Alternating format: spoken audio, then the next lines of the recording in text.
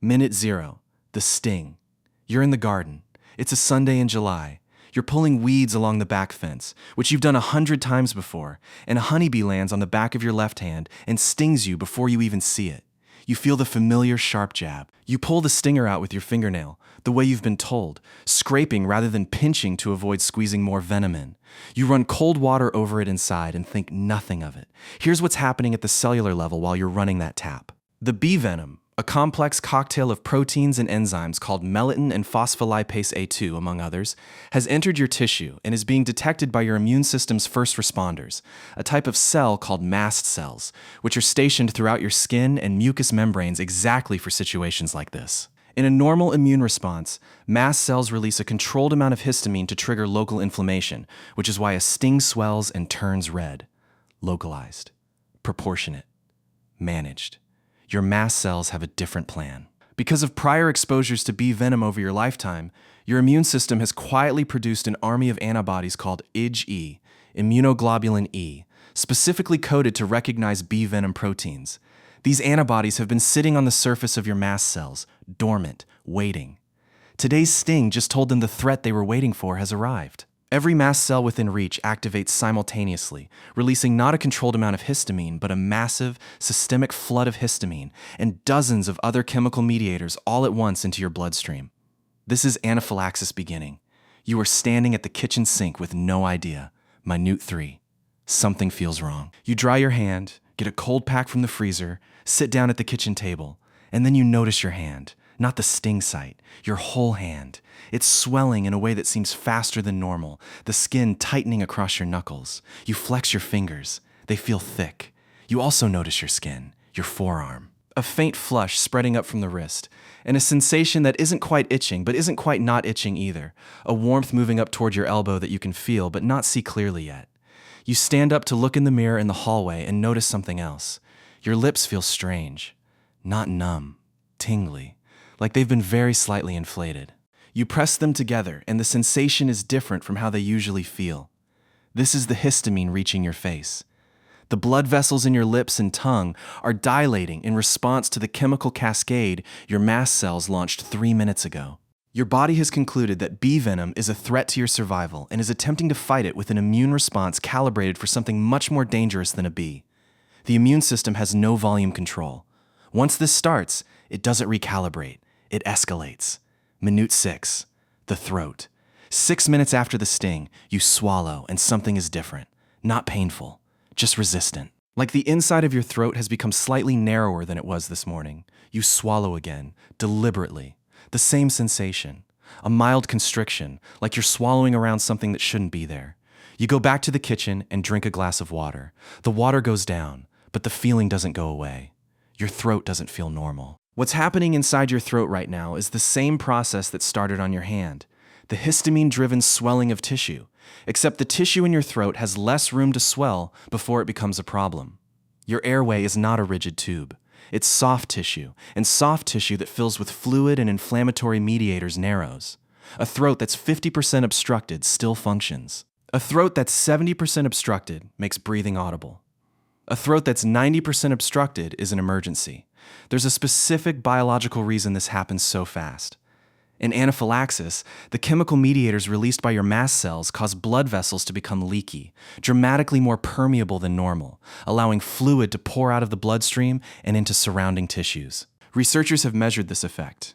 In severe anaphylaxis, up to half of the fluid normally circulating inside your blood vessels can transfer out into surrounding tissue within 10 minutes. That's fluid leaving your bloodstream and entering your throat wall, your lips, your tongue, your skin, all simultaneously. It's why anaphylaxis drops blood pressure so catastrophically. There's less fluid left in the vessels to maintain pressure. And it's why the swelling can progress so rapidly it becomes visible to someone looking at you. You feel your pulse in your neck. It's fast. Faster than it should be at rest, noticeably fast, your heart working against falling blood pressure as the massive histamine release dilates blood vessels throughout your body simultaneously, dropping your blood pressure the way a balloon deflates when you let the neck go. Your heart is trying to compensate. It's working harder than it should be. You feel dizzy when you stand up from the kitchen chair. Minute 9. The realization. 9 minutes after a bee sting in the garden, you're sitting on the kitchen floor because your legs didn't feel reliable enough to keep standing. The tingling has spread to your face.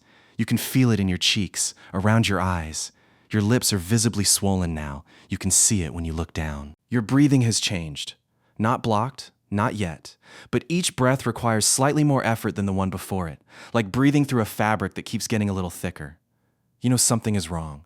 You don't know what it's called, but your body is telling you something your conscious mind is only just catching up with. You should be calling emergency services right now. This is the moment. 9 minutes in, still breathing, still conscious, still capable of making a phone call.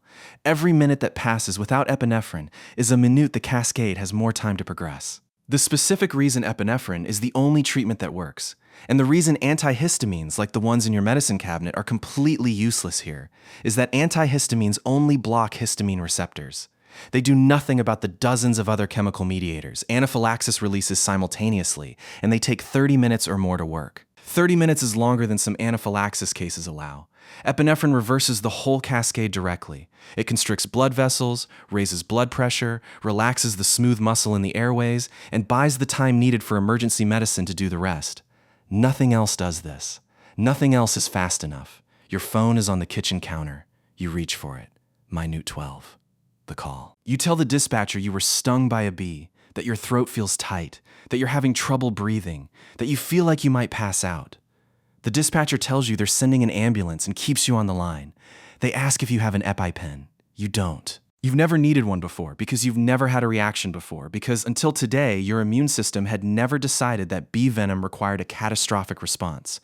This is how it goes for most people who experience their first anaphylactic reaction. It arrives without warning in someone who has been stung before with no problem because the sensitization that causes anaphylaxis develops silently over time and announces itself only when the trigger is encountered again after sensitization is complete. Your breathing is audibly different now. There's a quality to it, a slight wheeze on the exhale that wasn't there 2 minutes ago. The tissue in your airway is continuing to swell. Your blood pressure has dropped enough that the edges of your vision have gone slightly dim, a symptom doctors call pre-syncope, the stage just before losing consciousness. You stay on the floor. The dispatcher tells you to stay on the floor. They tell you the ambulance is 4 minutes away. 4 minutes is not a short amount of time when you're in anaphylaxis without epinephrine. Minute 15. The ambulance. The paramedics are through your front door, which you unlocked on the dispatcher's instruction, within 15 minutes of a bee sting in the garden. The first thing they do is administer epinephrine, not the EpiPen auto-injector version. The full intramuscular injection, directly into your outer thigh, right through your jeans. The needle takes 2 seconds. The drug begins acting in under a minute. Within 90 seconds of the injection, you feel something shift. The tightness in your throat eases, fractionally, then more. Your breathing deepens. The dizziness that had been building retreats. Color returns to your vision. This is what epinephrine does in someone in anaphylaxis and nothing else can do. It is the biological off switch for the cascade your immune system started 20 minutes ago in response to a single bee sting. The paramedics also give you intravenous antihistamines and corticosteroids, not because those will help with what's happening right now, but because they reduce the risk of a biphasic reaction, a second wave of anaphylaxis that can occur hours later, even after the first has been treated, affecting up to 20% of anaphylaxis cases. You're on a stretcher now. You're breathing. You're going to be fine. You almost weren't. The hospital. After. You spend 4 hours in the emergency department for observation. The nurse who discharges you hands you a prescription for 2 EpiPens and a referral to an allergist. The allergist, when you see her the following week, explains what happened in terms that are simpler than the biology underneath them. Your immune system learned something during your lifetime of previous bee stings. It learned bee venom was a target worth preparing for. It prepared. The preparation itself, the IgE antibodies it built over years, became the problem. The preparation was always going to trigger this response eventually. It was just a matter of which sting. She tells you something that stays with you. An estimated 1 in every 100 people who develop anaphylaxis die from it. Most of them not because the reaction was untreatable, but because epinephrine wasn't available or wasn't used fast enough. Not because the ambulance was slow. Because epinephrine wasn't injected in the minutes when it still had time to turn the cascade around. You carry 2 EpiPens everywhere now. You've practiced using them. Your partner has practiced using them. Your sister has practiced using them. The people in your life who might be with you the next time this happens know exactly what to do. Because there will be a next time. Not maybe. Certainly. The sensitization doesn't go away. The immune system's decision doesn't get reversed. The only difference between the next sting and the last one is whether epinephrine is 2 seconds away or 4 minutes away. 2 seconds is a device the size of a marker pen in the front pocket of whatever you're wearing. 4 minutes is an ambulance. And somewhere right now, someone is being stung for what feels like the 100th ordinary time. They're running cold water over it. They're sitting down. They're noticing something feels slightly wrong with their hand. They've never reacted before. They're not worried. They have about 9 minutes to decide whether to be.